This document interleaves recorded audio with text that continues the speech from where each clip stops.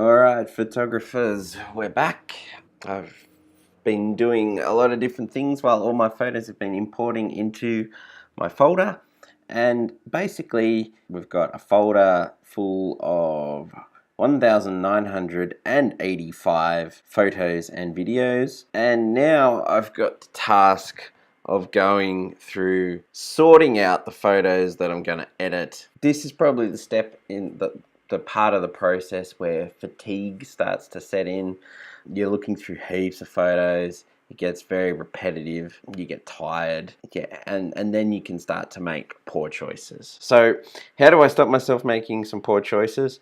Just try to break it up. And so as many breaks as I can take, the better. As many chunks I can break this work into, the better.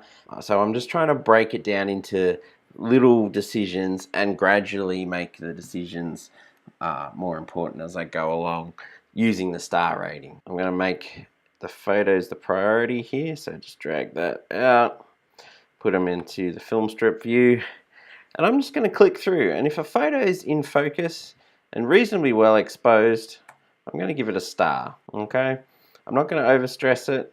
That one's pretty good.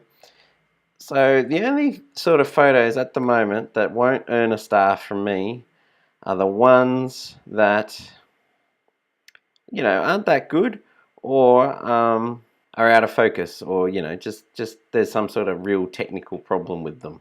And that's, you know, that's not too stressful for me, and I can start to get through them really quickly. Once I get through my 1-star pass, that's when I can amp up the decision making and go, look, I'll get myself a fresh cup of tea, and now I'm going to start to make some decisions as to what's going to stay and what's going to go, and what's going to stay might get 2 stars. The other thing you'll notice is this was a family trip. It's not a work trip. The family's got to come first. That's not to say I didn't get, you know, quite a few hours to myself where I could go and I could try and make some serious pictures, but I had to be a husband, and an uncle, and so I did those things. So you're going to see there's 2 sort of tiers of photographs. There's the photos I was going after as my sort of hero shots, and they might be panoramas I want to put together, they might be cool landscapes, animals, wildlife, any kind of really nice photos that I think deserve a lot of time and attention. Then there's going to be other photos, sort of, you know, like this one here,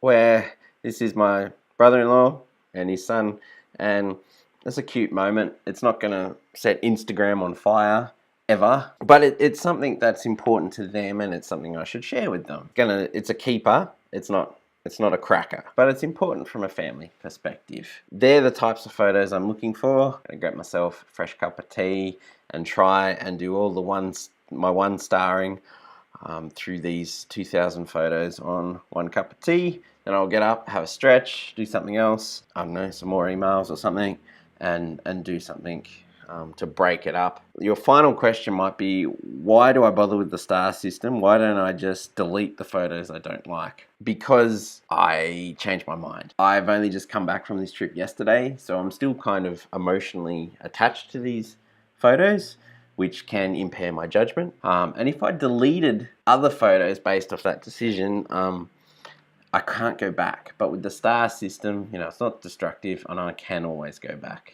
All right, so I'm going to go do some work, and I'll catch you when I've got my list of photos really whittled down to hopefully 100 or so keepers, as well as, you know, the majority being just important family snaps.